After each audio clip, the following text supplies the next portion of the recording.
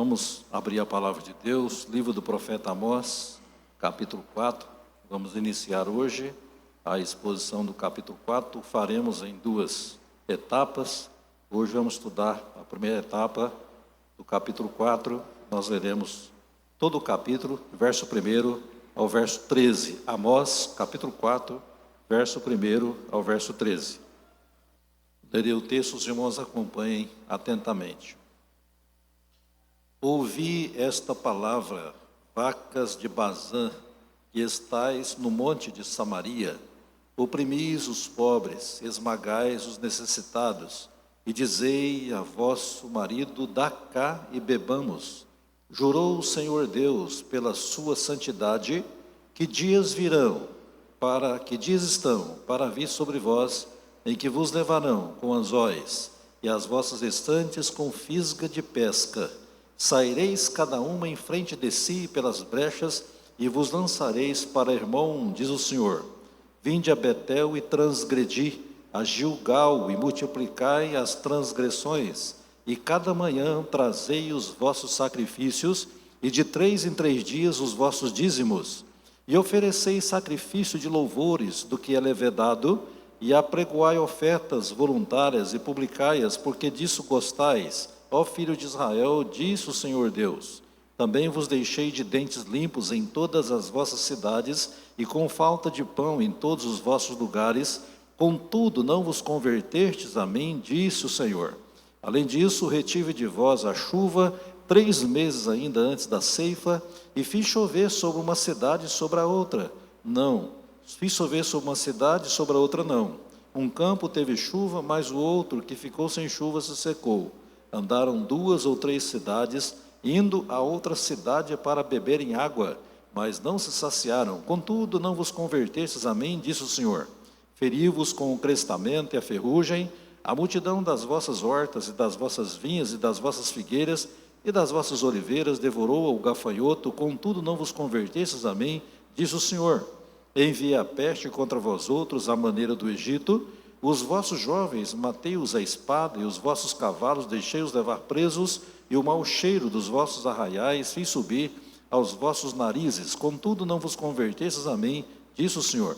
Subverti alguns dentre vós, como Deus subverteu a Sodoma e Gomorra, e vós fostes como um tição arrebatado da fogueira. Contudo, não vos convertestes a mim, disse o Senhor. Portanto, assim te farei, ó Israel, e porque isso te farei, prepara-te, ó Israel, para te encontrares com o teu Deus. Porque Ele é quem forma os montes e cria o vento, e declara ao homem qual é o seu pensamento, e faz da manhã trevas e pisos altos da terra.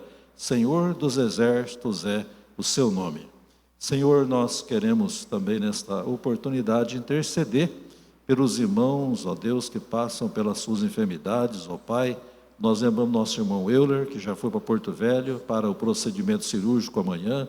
Que o Senhor esteja abençoando, ó Deus, em cada detalhe essa cirurgia, para que ela seja muito bem sucedida.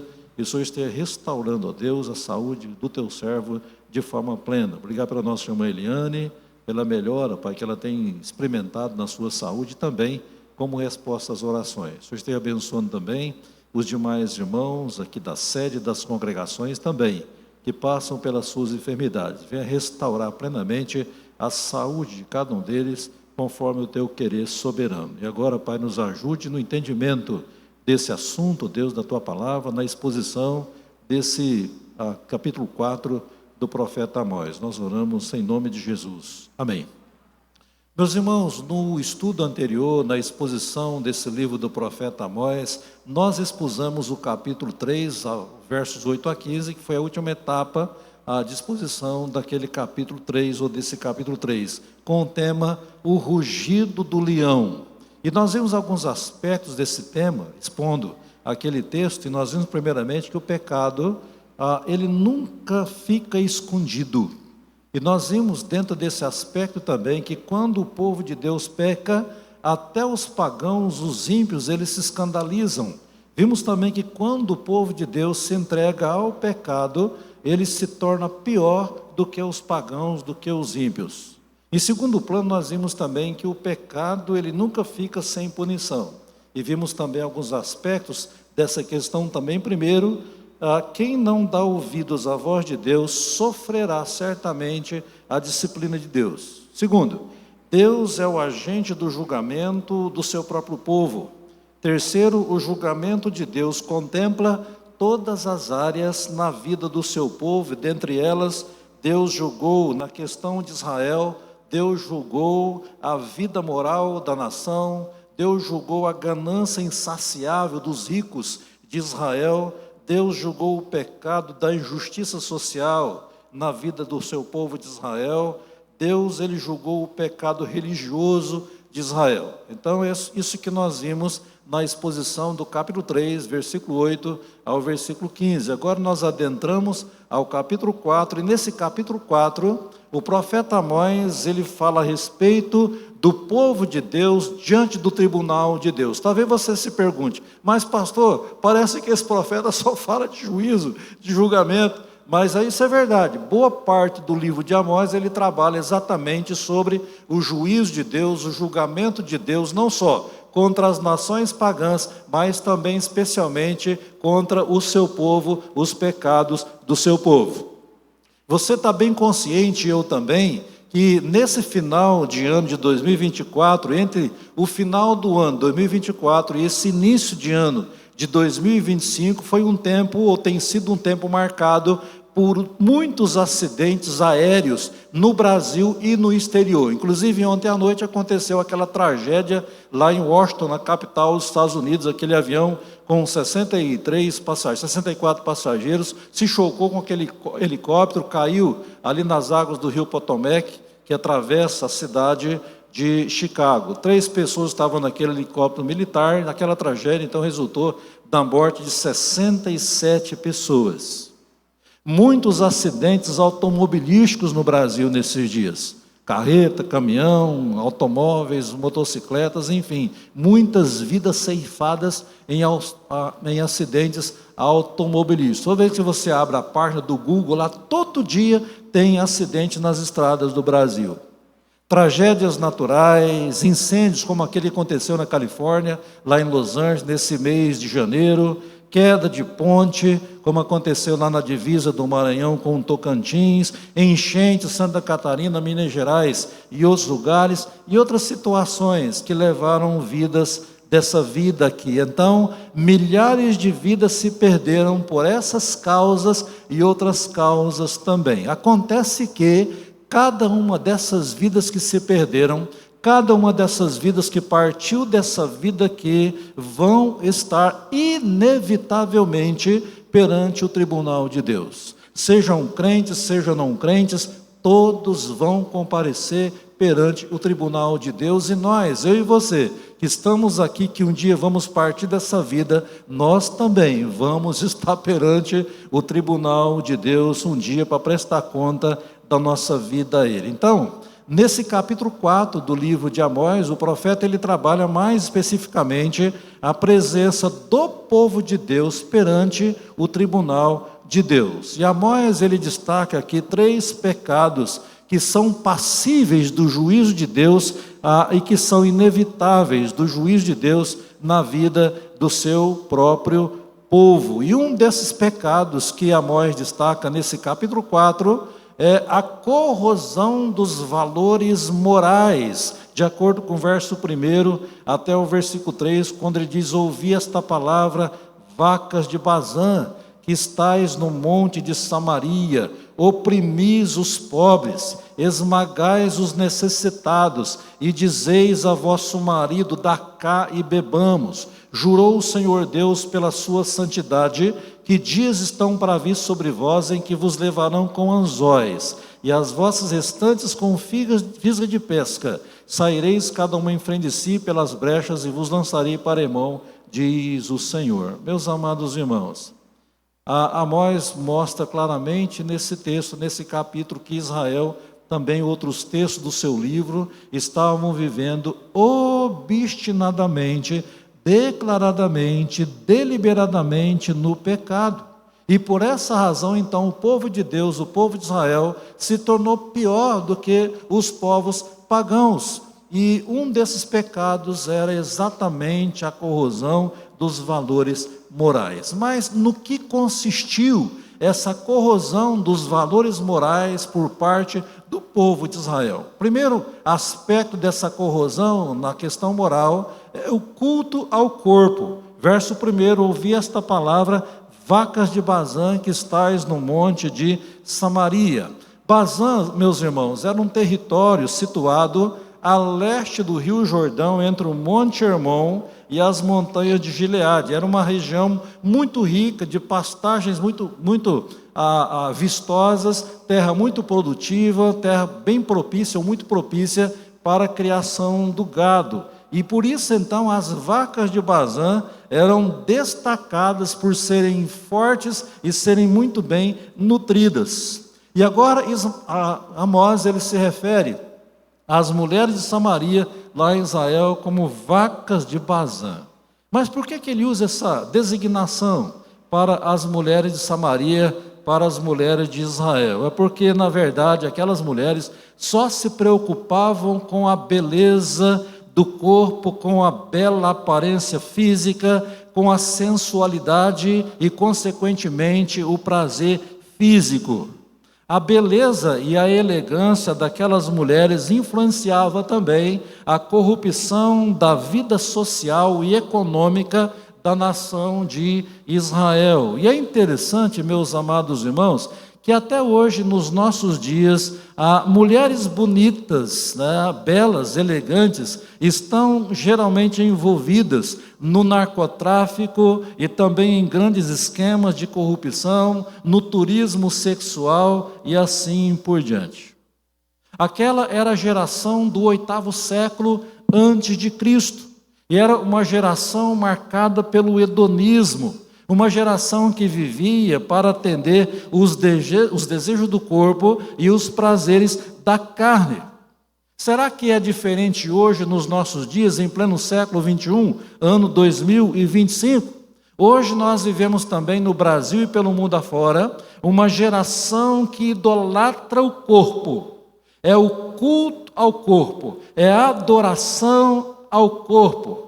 É o chamado asceticismo, ou seja, ascetismo, que é o rigor, o cuidado exagerado com o corpo físico. E assim, então, há muito investimento no corpo físico e pouco, ou quem sabe, nenhum investimento na alma. Muito investimento na vida física, material, mas pouco ou nenhum investimento na vida espiritual. E se você quiser conferir lá na internet há mais postagens de corpos sarados do que de mensagens de edificação espiritual, inclusive por parte de homens e mulheres crentes. Isso é um absurdo. Ao invés de colocar postagem ou postar conteúdos espirituais, mensagens bíblicas, versículos da palavra de Deus, fazem questão de tirar foto com o corpo da maneira mais sensual possível e joga nas mídias, nas redes sociais. E boa parte desses internautas, infelizmente, são cristãos. Há poucos dias eu vi uma entrevista com aquela cantora gospel, Fernanda Brum. E a pessoa que estava entrevistando a Fernanda Brum disse para ela: escuta, por que você vai à praia e você não coloca biquíni?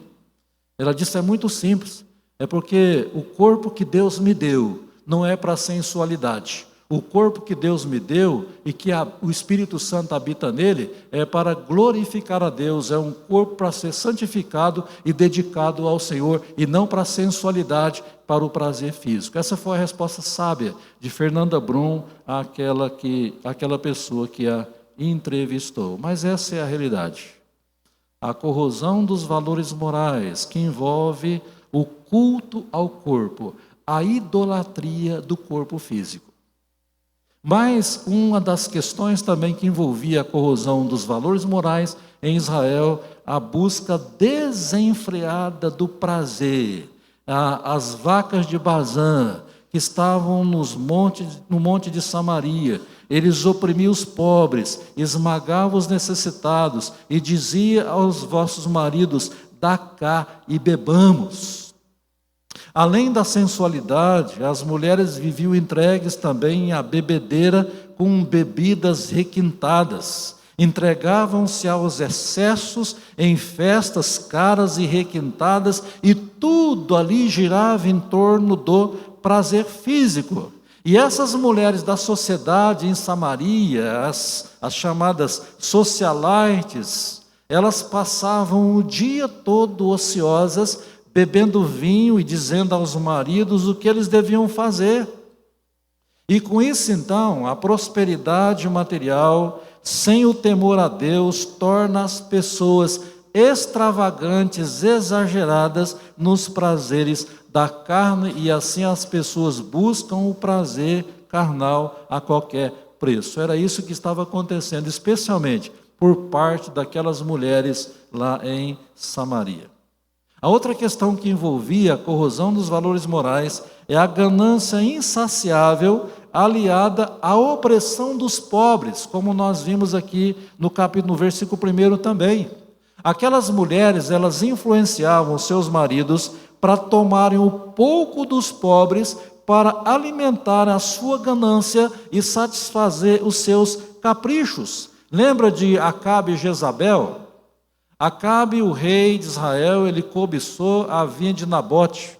Ele pediu a Nabote a vinha, Nabote não quis dar. Como é que eu vou dar um patrimônio meu que eu recebi da minha família? É uma coisa preciosa, é uma questão de valor, de valor, qual é a expressão?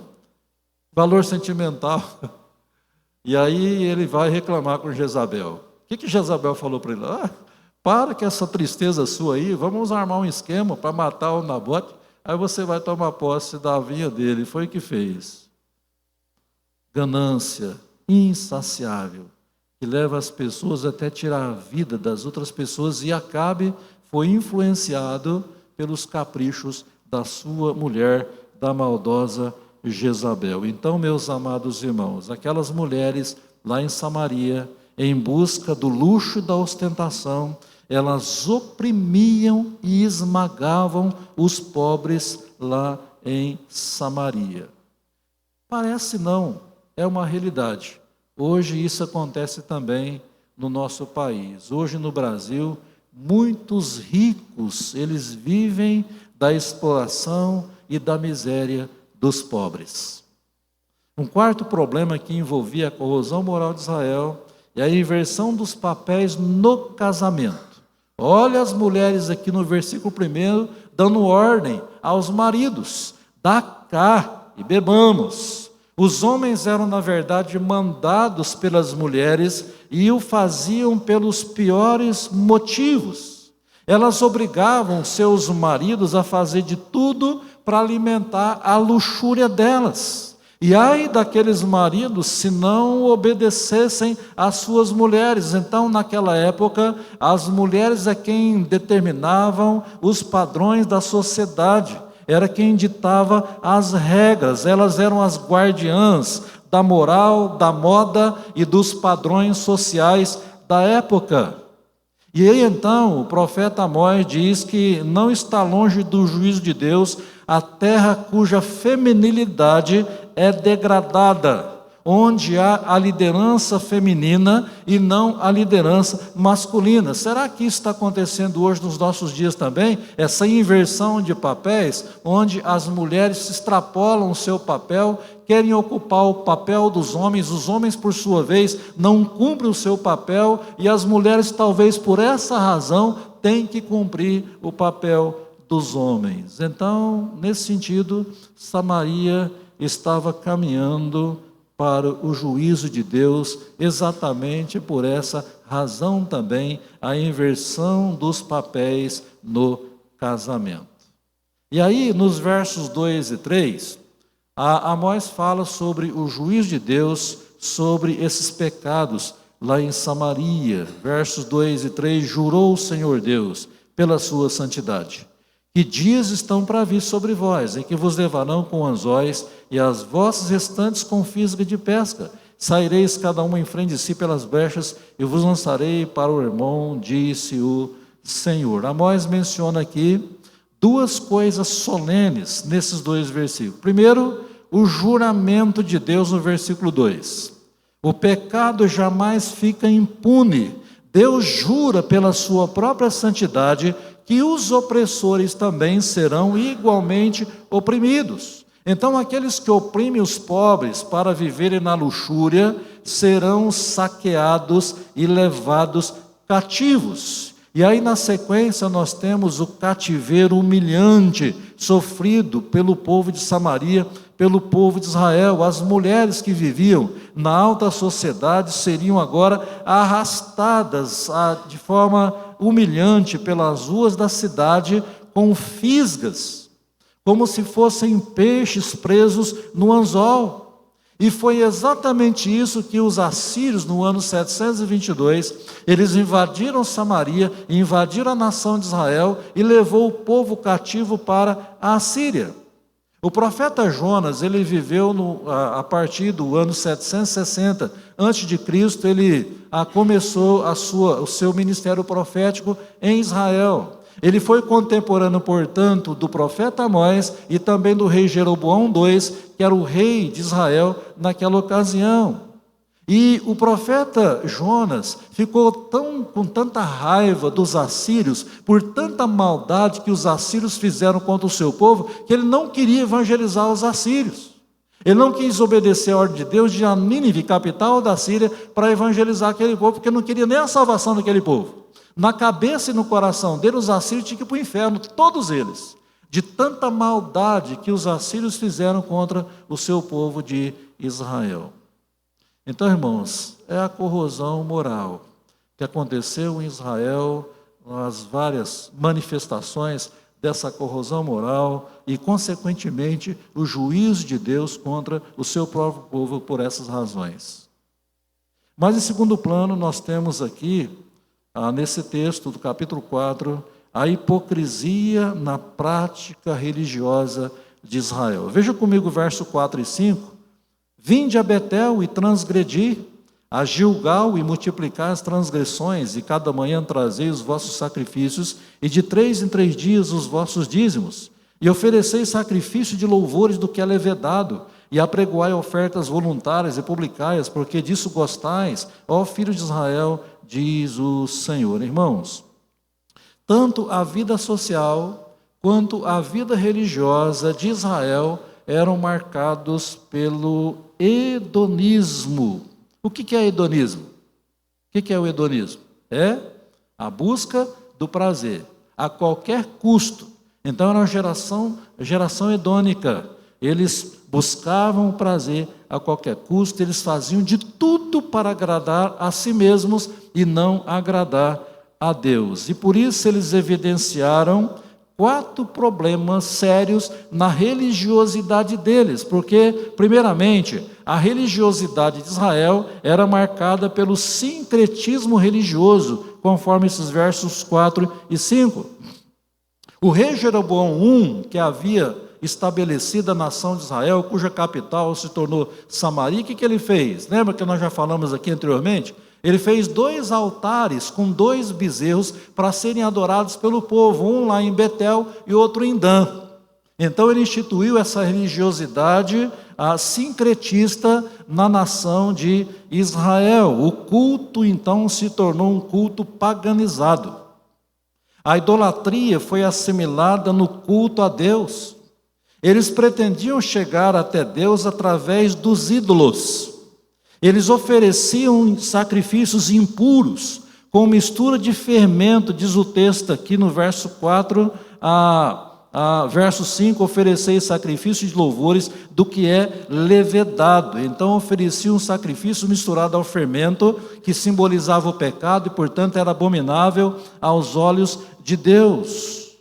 O Brasil de hoje, que nós vivemos, ano de 2025, é um dos campeões do sincretismo no mundo. Como a religião brasileira, ela é sincretizada, é uma mistura de religiões, é uma mistura de rituais, de cerimônia, de práticas, de idolatria, com o nome de cristianismo aqui no nosso país. Há uma mistura de culto com elementos da idolatria e do paganismo.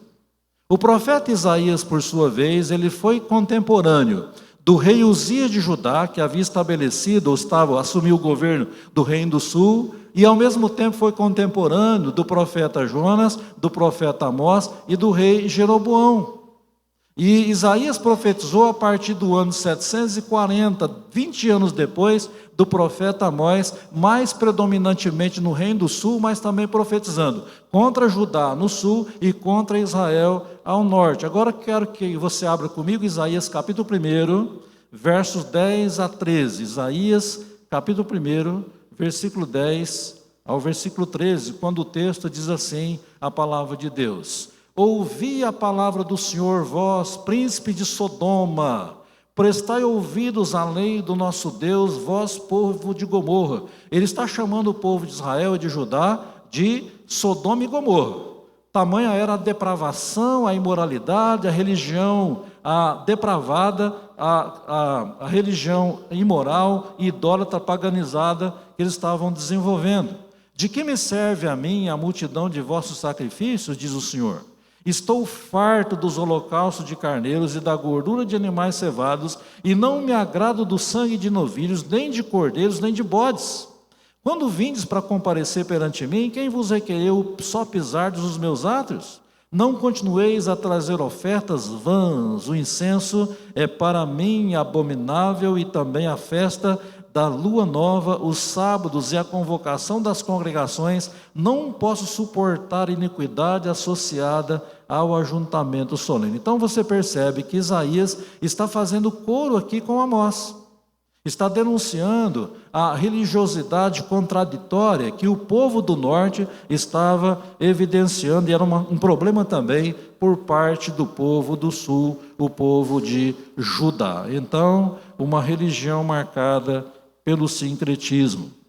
Segundo, era uma religião fortemente ritualista, conforme verso 4 e 5 também. A expressão externa do culto, a logística do culto era muito bem organizada. Por quê? Eles traziam as ofertas regularmente, eles traziam os dízimos regularmente, eles faziam os sacrifícios, eles apresentavam os louvores. Então esse aspecto externo do culto era muito bem feito, muito bem organizado. E eles pensavam com isso que tudo aquilo lá agradava o coração de Deus. O dízimo, as ofertas, o louvor, a adoração, o culto, tudo isso, sem a obediência a Deus, são simplesmente abomináveis aos olhos de Deus. Porque o culto a Deus sem o abandono do pecado, inclusive o abandono da idolatria, tudo isso é abominação para Deus. E o que nós aprendemos aqui, meus amados irmãos, é que nós devemos ter todo o cuidado possível com o culto ao Senhor. Devemos sim observar o aspecto externo do culto, oferecer a Deus um culto muito bem organizado, com aqueles elementos do culto, do chamado princípio regulador do culto, estabelecido na palavra de Deus, com todos aqueles elementos que nós devemos ter numa liturgia, na programação litúrgica do culto. Mas nada disso adianta se nós não tivermos cuidado com a nossa vida de santidade. Romanos 12, verso 1. O que Paulo diz lá? Todo mundo sabe de cor. Rogo-vos, pois, irmãos, pelas misericórdias de Deus, que apresenteis o vosso corpo por sacrifício vivo, santo e agradável a Deus, que é o vosso culto racional. O que é um culto racional? É um culto inteligente, é um culto sensato. É um culto que expressa a verdadeira adoração a Deus em espírito e em verdade. Mas a religião deles não passava de mero ritualismo. Mas em terceiro lugar, a religião deles era também uma religião humanista. A religião em Samaria não era uma expressão de adoração, mas uma expressão de autogratificação, ou seja, não era para exaltar o Deus Todo-Poderoso, mas era para alimentar a vaidade humana. As músicas, os ritos, os louvores não eram apresentados necessariamente a Deus, mas era para agradar a eles próprios. E aí, meus amados irmãos, quanto humanismo nós vimos hoje também nas igrejas pelo Brasil, na religiosidade brasileira dos nossos dias. O culto, o louvor, a adoração a Deus, a pregação da palavra de Deus são centralizadas no homem. É humanista, se centraliza no ser humano e não em Deus, infelizmente. As pessoas elas vão ao culto para se sentirem bem. Hoje eu não estou muito bem, estou angustiado, meu coração está apertado, então eu vou lá no culto para Deus arejar minha cabeça, tranquilizar meu coração, alguma coisa boa eu vou receber de Deus lá no culto. Então as pessoas vão ao culto para se sentirem bem e não para adorar a Deus de fato. E aí então as pessoas que vêm ao culto se tornam consumidores e não adoradores em espírito e em verdade. São clientes e não servos, são espectadores e não participantes, como diz o reverendo Hernandes Dias Lopes. E é interessante que tem pessoas, você percebe nitidamente quando está dirigindo o culto, que ele vem como mero assistente do culto. Ele não abre a boca, ele não fala um amém, ele não canta, ele fica assim, ó. Todo mundo cantando, louvando, adorando ao redor ali, mas ele fica assim, ó. Ele não vem para louvar a Deus, ele não vem para adorar a Deus, de fato. Por quê, irmãos? Porque a boca e o coração devem estar unidos no propósito de cultuar a Deus, isso é claro na palavra de Deus. É preciso louvar e adorar a Deus com o coração, sim, mas também com os lábios. O que está escrito no Salmo 108, verso 1? Davi, o que ele diz lá? Firme está o meu coração a Deus, cantarei e entoarei louvores ao Senhor de todo o meu coração. Interessante, cantarei e entoarei. Qual é a diferença de cantar e entoar? Cantar é abrir a boca para cantar a música, louvor, adoração. Mas o entoar, o que significa entoar? Entoarei vem do verbo entoar, na nossa língua portuguesa, que é expressar o tom da música. Agora, como é que eu vou expressar o tom da música e o som da música se eu não abrir a minha boca? Então, nada desse negócio de vir para a igreja, para o culto e ficar assim, ó. Enquanto os outros estão cantando, é para abrir a boca, é para louvar, é para adorar a Deus, com o coração e com a boca. Aliás, a boca vai expressar o que está exatamente no coração.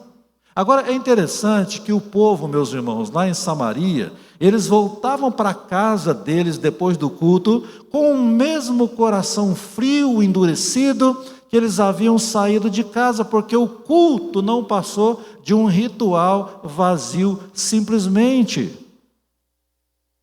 Mas em quarto lugar, a religião deles era uma religião que estava debaixo do desgosto e da reprovação de Deus, conforme também verso 4 e verso 5. E aqui, Amós, o profeta, ele se dirige aos cultuadores de Samaria em tom de ironia. Veja o verso 4, quando diz: vinde a Betel e transgredi, a Gilgal e multiplicai as transgressões, e cada manhã trazei os vossos sacrifícios de 3 em 3 dias, os vossos dízimos, diz o profeta. Então aqui na verdade o profeta está zombando do convite à peregrinação a Betel e Gilgal. Estava zombando do hino que os peregrinos cantavam enquanto eles caminhavam rumo ao local do culto, e dizendo: vinde a Betel. Era um cântico deles naquela caminhada rumo ao local do culto.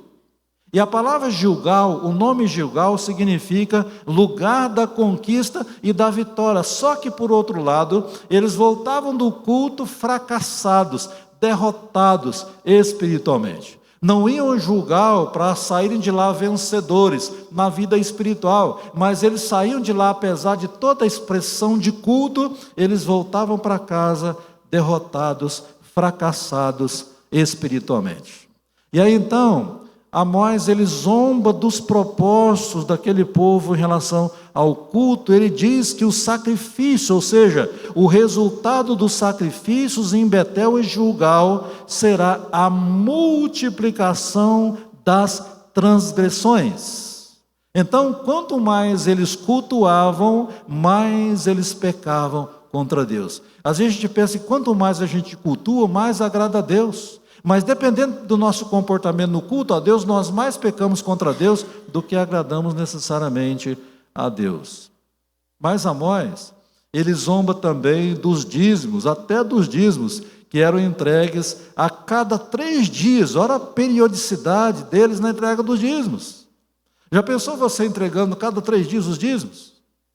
Então eles extrapolavam até a questão da periodicidade de entregar o dízimo, porque convencionalmente é mensal, bimestral, sei lá, um período maior. Mas eles faziam questão de cada 3 dias levar o dízimo ao local do culto. E então, com isso, eles tentavam comprar Deus com dinheiro, comprar a bênção de Deus ou as bênçãos de Deus com dinheiro. Irmãos, quantos de nós não temos feito a mesma coisa? Nós tentamos comprar Deus, nós tentamos comprar as bênçãos de Deus com aspectos externos do nosso culto, inclusive com a entrega dos nossos dízimos e das nossas ofertas. É claro que temos que fazê-lo sim, como expressão de gratidão, de fidelidade ao Senhor, de adoração a Deus, mas não com segundas intenções para buscar as bênçãos de Deus simplesmente. Então essas expressões culticas em Samaria eram puro ritualismo mecânico, sem nenhuma espiritualidade. Eles eram zelosos nos rituais, mas eles continuavam prisioneiros do pecado. Ao invés deles agradarem a Deus, eles causavam desgosto no coração de Deus. Então, se for para vir para o culto, para provocar desgosto no coração de Deus, é melhor que nós nem venhamos. A religião no Brasil hoje, meus amados irmãos, infelizmente, ela mais desagrada a Deus do que agrada a Deus. Mas eu quero finalizar essa primeira parte, analisando esses versos 1 a 5, com algumas aplicações. Primeiro, os seus valores morais têm sido preservados ou têm sido corroídos? Quero dizer para você nessa noite, nunca negocie, nunca abra mão dos valores morais que agradam a Deus na sua vida. Se você tem procurado agradar a Deus com a sua vida moral, continue fazendo isso, você está no caminho certo, não saia desse caminho. Segundo, o que você tem feito com o seu corpo? Você tem cuidado do seu corpo ou você tem idolatrado o seu corpo, exagerado no trato com o seu corpo? Quero dizer para você, use o seu corpo como expressão de espiritualidade e nunca de carnalidade. Use o seu corpo para servir a Deus e nunca para servir o pecado. Terceira aplicação, tenha prazer nas coisas de Deus e do reino de Deus e não nas coisas passageiras e fúteis desse mundo pecador. Quarta aplicação, esteja contente com o que Deus tem te dado e nunca se entregue à ganância. Viva uma vida de gratidão. Com o muito, com o pouco que você tem, viva uma vida de gratidão a Deus e nunca se entregue à ganância material. Quinta aplicação, nunca inverta os papéis no seu casamento, nunca, não faça isso. Cumpra o seu papel de esposo, cumpra o seu papel de esposa, porque a inversão de papéis no casamento pode destruir o casamento como tem acontecido. E sexta e última aplicação, seja um religioso sincero, adore a Deus em espírito e em verdade. Cultive uma religiosidade que agrada o coração de Deus, de acordo com os padrões dele na sua palavra, e nunca para satisfazer os seus próprios interesses.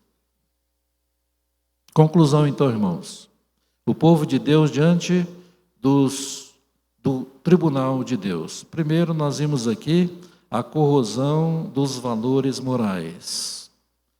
No culto ao corpo, depois na busca desenfreada do prazer, na ganância insaciável aliada à opressão dos pobres, na inversão dos papéis no casamento, e com isso o resultado é o justo juízo de Deus sobre o pecado. Em segundo plano, nós vimos a hipocrisia na prática religiosa de Israel. Nós vimos 4 coisas aqui. Primeiro, uma religião marcada pelo sincretismo, uma religião fortemente ritualista, mecânica, uma religião humanista voltada para o homem e não para Deus. E em quarto lugar, uma religião debaixo do desgosto e da reprovação de Deus. Que Deus nos abençoe e possamos viver um padrão de vida cristã que agrade o coração de Deus, glorifique a Deus e nos torne preparados para prestar conta da nossa vida a Deus um dia diante do seu tribunal. Que Deus nos abençoe. Amém.